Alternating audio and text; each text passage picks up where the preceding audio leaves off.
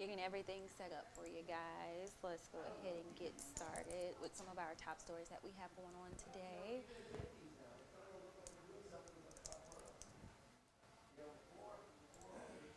Just get everything squared away really quickly.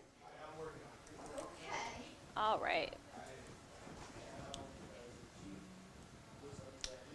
All right, guys. Well, welcome. I'm Autumn Payton for WAFB Plus. Welcome to our WAFB Plus studio. I'm Autumn Payton. Let's go ahead and get started for our top stories that we have going on inside of the newsroom today. Let's go ahead and take a live look at what things are looking like outside.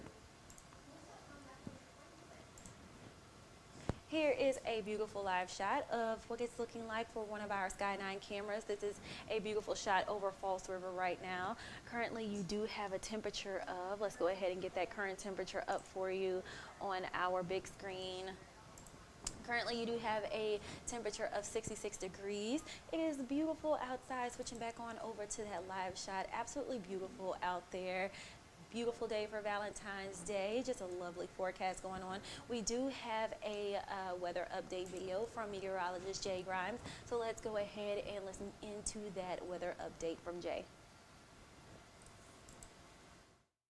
Happy Valentine's Day, everybody, and Mother Nature delivering a beautiful one under mostly sunny skies, just a few fair weather clouds. Now, during the evening, we're going to cool down quickly. In fact, we'll be down in the 40s before 9 o'clock, and overnight tonight, it's going to get downright chilly once again, but we will stay dry and mainly clear through the overnight.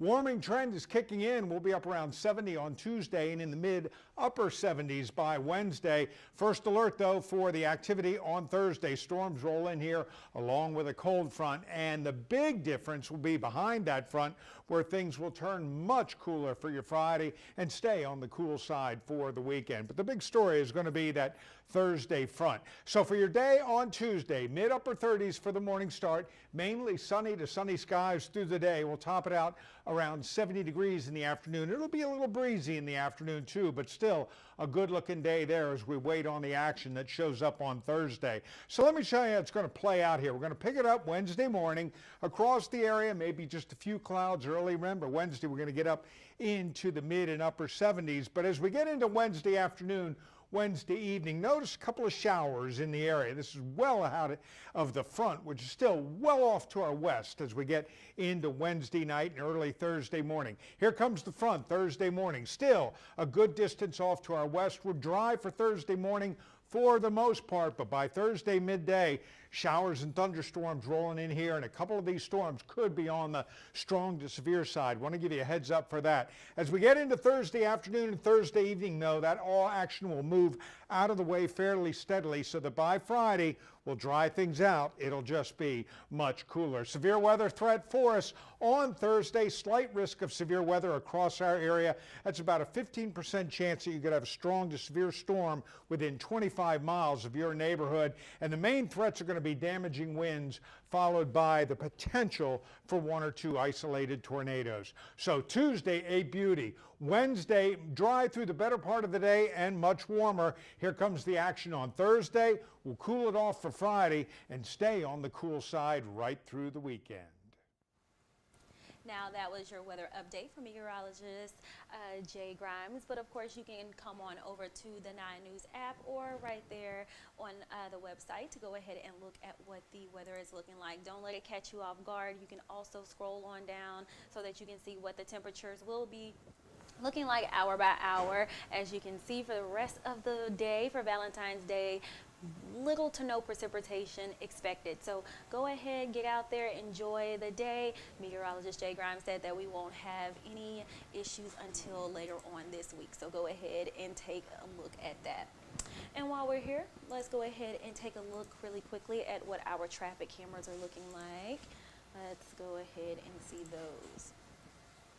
So I do see that our traffic cameras are frozen right now, so we'll go ahead and get that squared away. But let's go ahead and jump into some of our other stories that we have going on.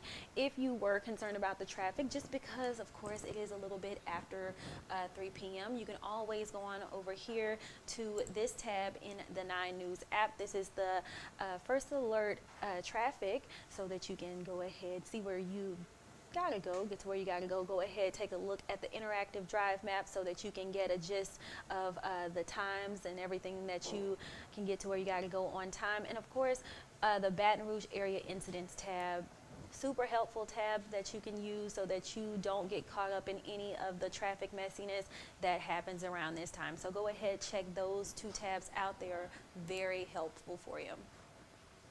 Now let's go ahead and move on to some of our stories that we are covering today in the newsroom. Let's go ahead and turn your attention to this one. So Cynthia Perkins, that case that we've been keeping tabs on since the beginning, has been has reached a kind of a conclusion. Cynthia Perkins did make a deal with prosecutors, and she will testify against her ex-husband, Dennis Perkins. So you can come on over here, take a look at that web story. Austin Kemker was out there earlier today for the noon show. But he'll have some more of that latest. But just to kind of give you a gist of what's going on, that she did plead guilty today for second-degree rape, production of child pornography, conspiracy, mingling of harmful substances, intentional mingling of harmful substances with any food, drink, or medicine. And so a judge has set that sentencing date for Friday, February 18th. So later on this week at 9 a.m. So Austin Kemker will have more details on that as the shows come on later on today. So be on the lookout for that. But you can read that full story in the 9 News app. All of that information is right there for you. And something else that we have that we learned today, something from the district attorney's office. Let's go ahead and turn our attention to this one right here. But the district attorney's office released this tracking, this graph right here of the number of domestic violence related deaths.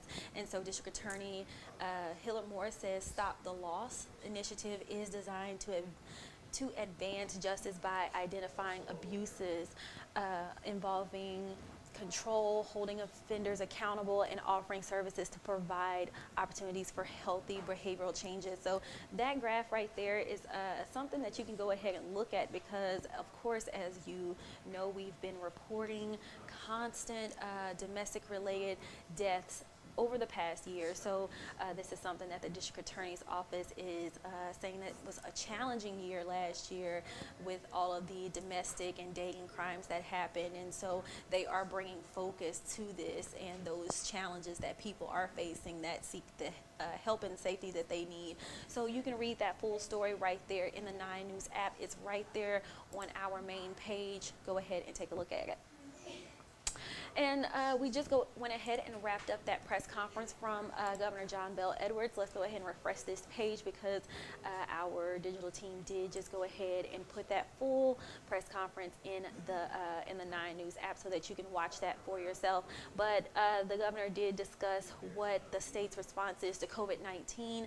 We're not nearly as high in the numbers as we were previously, so he did say that. And he also focused a little bit on redistricting and what they'll be talking about with those matters as far as the legislative session that's kicking off. So you can watch that full press conference right there in the 9 News app. All of those details are right there. That full link is right there in the app.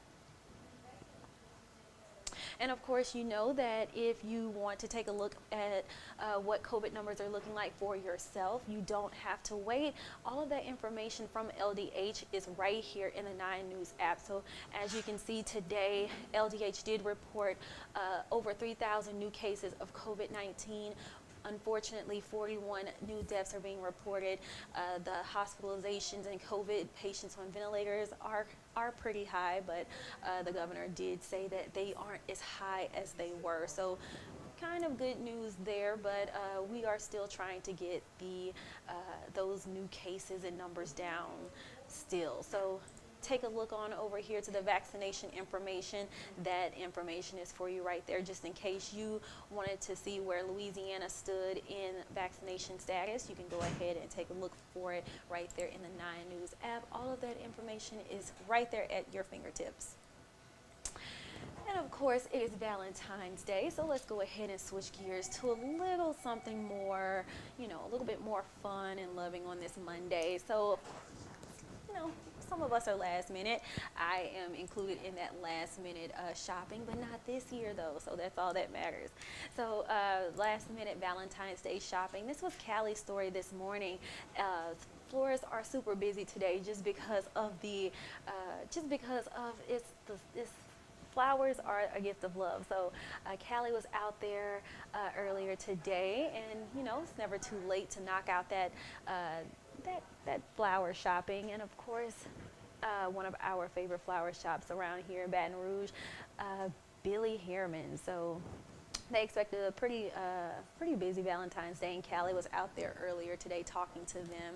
So go ahead, check that story out. But we do have a interview that we spoke with Miss Shannon Dwyer. She is someone from Retail Me Not, and she gave us some pretty good pointers on some good last minute gifts that we can go ahead and get our loved ones for Valentine's Day. And it's still not even too late because she did give plenty of last minute options. So let's go ahead and get into that from Shannon. The number one thing people want is a really nice dinner. And I think that comes from last Valentine's Day. Things were a little iffy with COVID. People really didn't go out that much. People really, really wanted to go out and have like a really nice night out. So that's the number one thing we found. Number two, chocolate. So people just really want food, I guess. And then people really want flowers as well. So those are the top three. Okay. I'm always in the good mood for a good dinner. I love dinner. I love chocolate. So you had me at chocolate. I'm the chocolate A person. dinner, chocolate and flowers after is perfect. Yeah. Okay, and so since Valentine's Day is Monday, right around the corner, what are some good last minute gifts that we can go stop by and get for our significant others? Well, last minute gifts, people really pick up flowers at the grocery store, but I recommend something more of like a gift card or like a subscription to an audio streaming service or a video streaming service. That's really good for last minute. A gift card to a restaurant would be ideal, actually. And other last minute gifts are just things that more experience level gifts, like planning a trip for someone or having a nice staycation in a hotel in your city, something like that. That sounds like good ideas, really good ideas. And right now, last minute is the only option, right? Because it's Thursday. Yes, basically it is last minute. Actually, we found through our research that many millennials actually shop a month before Valentine's Day, and many boomers shop the day of Valentine's Day. And I think that's more because of age, and also millennials get bombarded with ads on their social media sites like Facebook and Instagram and TikTok, so they usually just swipe up and buy, and that's not really what boomers, how they shop. So. Big popular thing is to buy online and pick up in store, which you can do at many retailers like Target, Walmart, etc. And so that's something that's a really a good option for a boomer if you're sitting at your office on Monday, not having a gift, buy it online, pick it up on your way home. Okay. All right, so those were some last minute gift options for you, just in case you are on that back end of getting those last minute Valentine's Day gifts together. So Shannon gave a good little list right there. You can find that in a link that we'll attach to that video in just a few minutes. So go ahead, take some notes. She gave some really good stuff.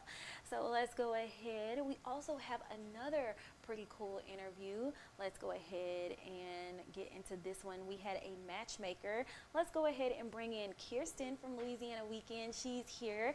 We did the interview together with, her name was Kimmy Seltzer. How did you feel about our matchmaker? I feel that we're ready for a matchmaker. Well, you're not ready. You don't need a matchmaker. But I feel pretty confident. Because she said she called herself a confidence coach. Because you're like, you're a matchmaker, you're a matchmaker. She said confidence coach. So I feel really confident.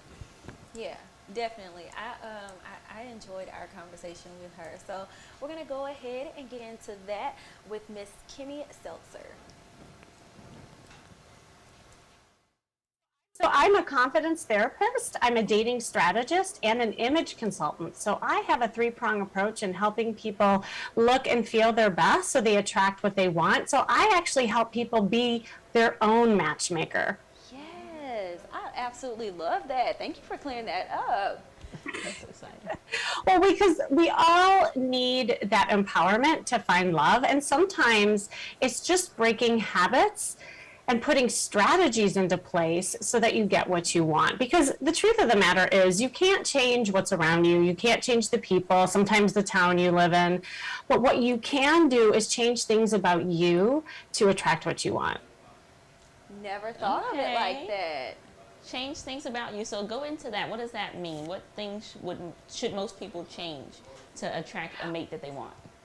Well, I work a little bit differently. You know, I practiced as a therapist for many, many years, and I used to believe that you had to work from the inside out. And I have, through my own journey and my own transformation, I now believe and see the value of changing the way that you feel from the outside. So being a stylist and image consultant, I love helping first people look amazing and market themselves in a way so that it attracts what they want, right? And so I, go into a lot of online profiles, and I go out in the field and I do wing gal sessions.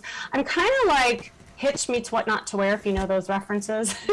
And so it's really helping people like put themselves out there in their best version of their self, so that people can see that. Because at the end of the day, again, it's not about the person you're trying to attract, it's about you. And when you feel sexy, when you feel good about you, that's when other people notice.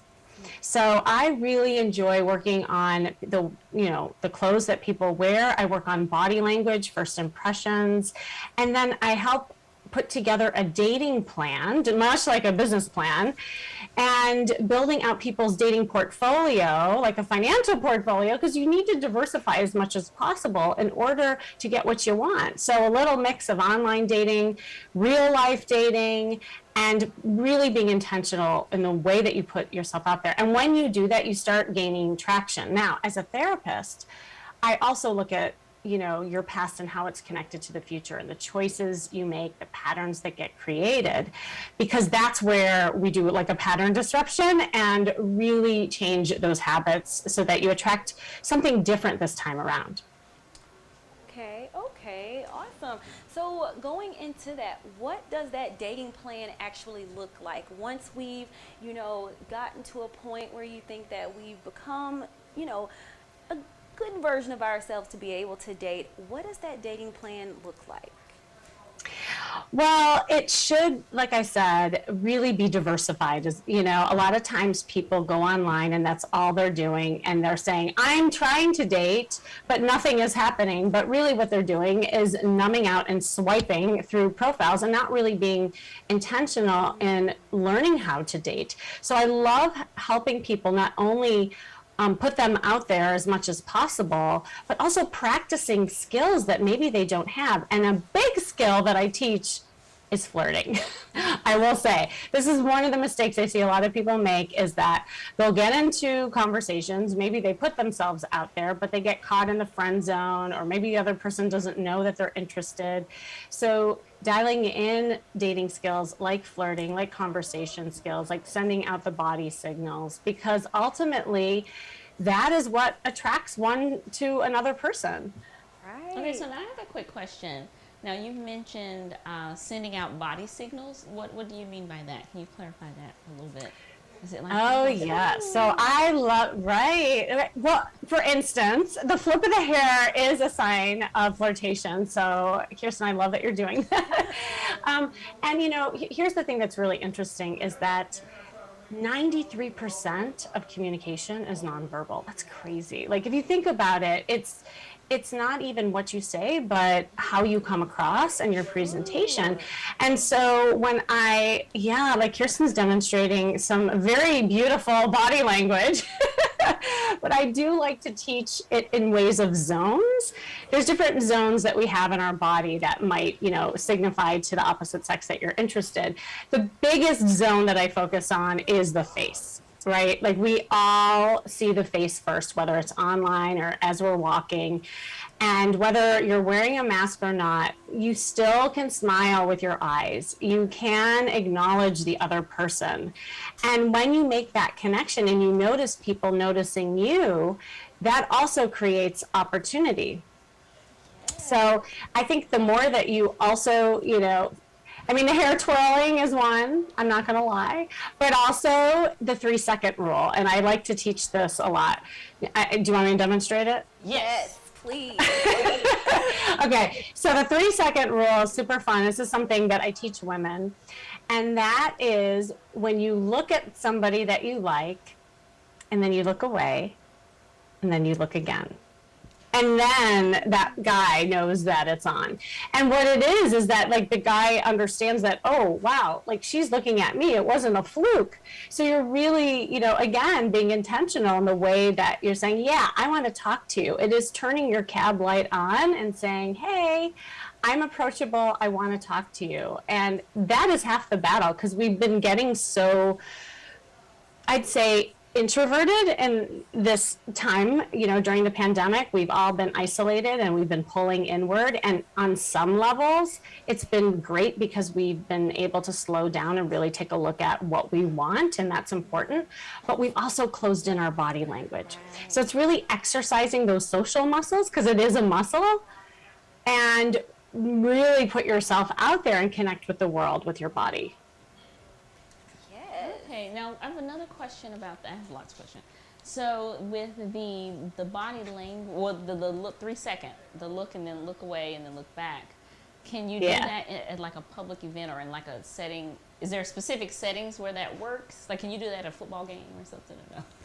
Oh my God, you can do it everywhere. You can do it at the grocery store. You can do it at the coffee shop. You can do it at a football game. It doesn't matter. And that's the thing that I tell people all the time. Another mistake people make is they compartmentalize when they're going to focus on dating.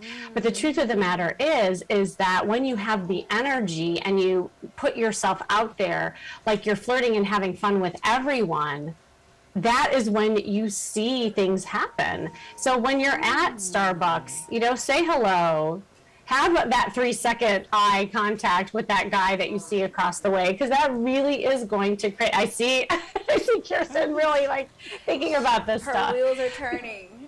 Yeah. But that is really interesting. I know for me, when I was single, I was never really the type to want to go after the guy myself, to go and try to get his attention. So the nonverbals, like you said, the eyes definitely, I think, kind of give it a feel that, lets the other person know that you're interested. Autumn, you bring up a really good point, because I hear that from women a lot. Like, women say, I don't want to be the aggressor. I want a man to come up to me. Right. And here's the thing, right? Here's the thing that I find, and I work with men and women, by the way. Both sexes have responsibility and approachability. And, because I hear from the men, well, women aren't giving the signals that it's okay, to come talk. And women are complaining that men aren't, alpha enough to approach. So we're at a stalemate. So what do we do about it? As a woman, I call important to drop the hanky. This is, an old term that we've heard from the dawn of time, but it still works, So instead of saying to somebody, if you're online, for instance, how about you call me, here's my number, which is more like the aggressive standpoint. I tell people, well, I wonder what your voice sounds like. Saying things like that where you're dropping hints so you get the guy to make the move. And from a guy's standpoint, when guys hesitate, they get in their head and then they worry. And I think a lot of us get in our head, so I don't think it's just gender specific. But for men to stop hesitating and to just, do it, I think flirting and being magnetic is much like how kids are. I love watching kids, by the way, like 4 or 5 years old, they're in the playground and, little Billy sees, Betsy in the playground. It's not like they stop and think, oh, I shouldn't go up to her. She looks really busy. Maybe I'll come back. No, they just go up and say, hi, you want to play? So what happens as adults, we get filters. We have life happen, hurt happen. So we have our guard up. We think so much. But really, when we let all that go and we stop being in our head and more in our body, again, that's when we start connecting. Okay, those are some good tips. So watch how the little children interact. Interesting. Yes, ma'am. Yes. Yes. Well, I have a workshop coming up. It's a flirt workshop. And one of the things that we talk about is, looking at the way you dress, looking at your conversation skills, looking at your body language and what that says to the opposite sex. And so it's a co-ed workshop, it's interactive.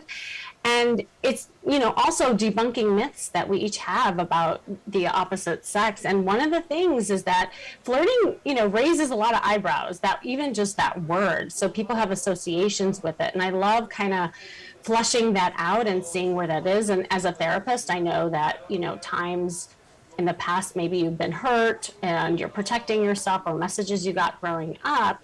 And really, when you look at the definition of flirting, this is fascinating, by the way. If you look in the dictionary, it's to behave as though you are attracted to someone without the serious intention of an outcome. Okay. Right? Like, it's really interesting because that last part, being attached to the outcome, is what trips everybody up. Because we're thinking, oh, I don't want to give the wrong signal. Oh, I'm not interested in them. I don't want him to like me for this, more for my brains. Like, I mean, the list goes on and on and on. And this is the stuff that we kind of talk about in the workshop. But then it's like, how do we get over those fears and excuses and really be present? And that's why I equate it to kids, because kids are so present. So the more present you are, the more intentional you are, and letting go some of those fears, again, that's how you can be your own matchmaker, because you'll flirt and have fun with everyone, and eventually you're going to meet that person. Okay, I have a quick question. So for couples who may have been together for a while, can flirting still be a thing for them? How can we bring back that spark, that flirtation in a long-term relationship? Oh, yeah. I'm so glad you asked that. I always say, always date your partner. Always date your partner, because of what you said. A lot of times the things that were so exciting in the honeymoon period when you first meet someone kind of fizzles after time. You get complacent. You're sitting in front of the TV in your sweatpants eating Chinese food, you kind of lose that like sexiness. So I could do a whole segment, I swear, on just dating your partner again and finding that spark. And flirtation is a great way of doing that. Maybe creating a date night for you and your partner, and again, dressing the part, having a dating costume, and this is both for singles and for couples, is super important, because it makes you feel a certain way. It makes you exude that sex appeal to your partner. And when you have that costume on, what are some of the things that you can do that maybe your partner liked and you just forgot? It could be a touch of the shoulder. It could be a rub on the back, little things that really, signify, I love you. Yeah. So tell us about, this costume, so what is a dating costume? Yeah. I love Halloween, by the way, right? You ever notice, like, there's some shy girls and they'll dress up as vixens in a cat suit, and all of a sudden they got that, like, real sex appeal. Well, there's a lot of research that has been done on this, and there's even a term called enclothed cognition, that when you wear something different, it changes the chemistry in your brain and you actually perform different.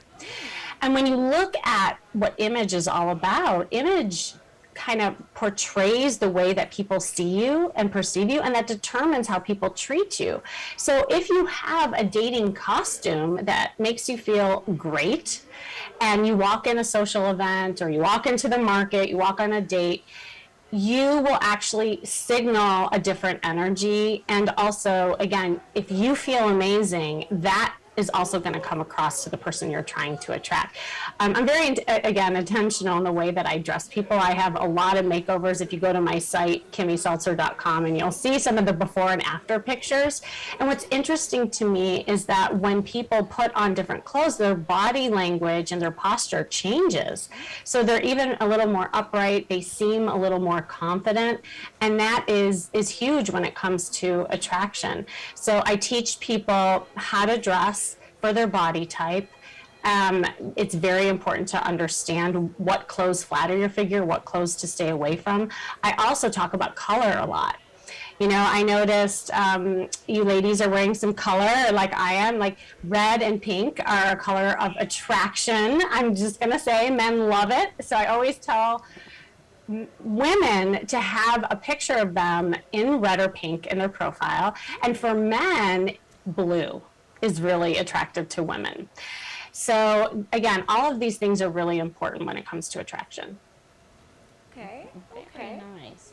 So what advice would you give to someone who is like a homebody, someone who stays home all the time and they don't go places, they don't meet new people? What would you tell like a person like that?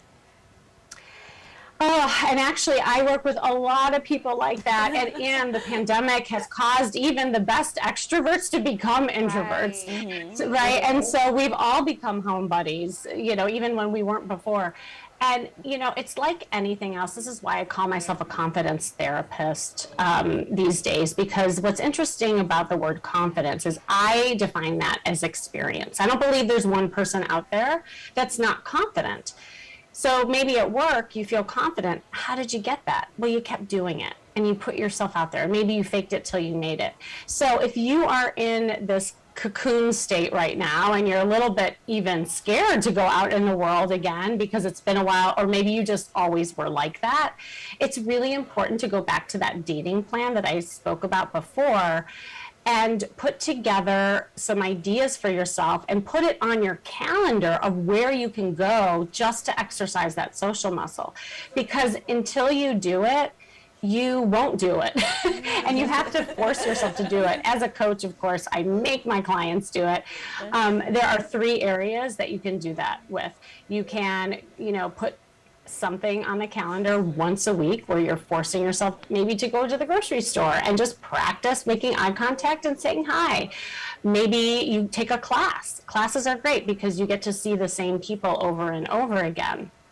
And then you can build some of the social infrastructure that you are lacking right now. And the other thing that you can do is just sign up for one-off events, like my flirt workshop that's coming up tomorrow, February 11th. I'm just saying, when you do that, then you will force yourself to start practicing and you'll gain that confidence. Okay, so one more question. So you encourage your clients to do this by themselves or to go with a group, or all of the activities, things you need to do by yourself? Oh my gosh, I love all of it. You know, I think the more you can put yourself out there in ways of with friends or by yourself, the better. The notion is to just put yourself out there. It doesn't matter who with, but I find that, especially if you're dating later in life, if you're, say, over 30 years old, gone are the days where you have the infrastructure of your social life like you did maybe in college or when you just got out of, you know, into the world of the workforce. And the pool was a lot bigger then.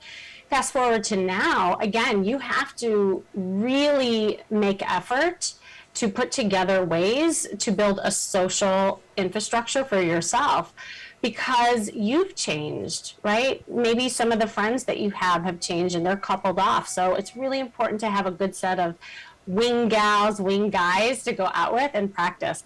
I swear for me, when I first went out there after my divorce, and I have a whole story which, you know, could be another segment in itself. The best thing that happened is I got myself a good set of wing gals and we went out and we practiced flirting. And I noticed that we all had different flirting techniques. And so that's the other thing I will say is that make it your own, because when it is something that you feel more comfortable with, then you'll do it more. If you're not the hair twirler like Kirsten was doing or that kind of thing, then you could just do it with your eyes, or maybe it's your sense of humor. So there's lots of different ways that you can flirt as well. Okay. Very nice. Really good information. Really good. Hope everybody's taking notes. Right, right. Thanks. So, well, and Kirsten, maybe we can go out and have a little wing gal session together. We can see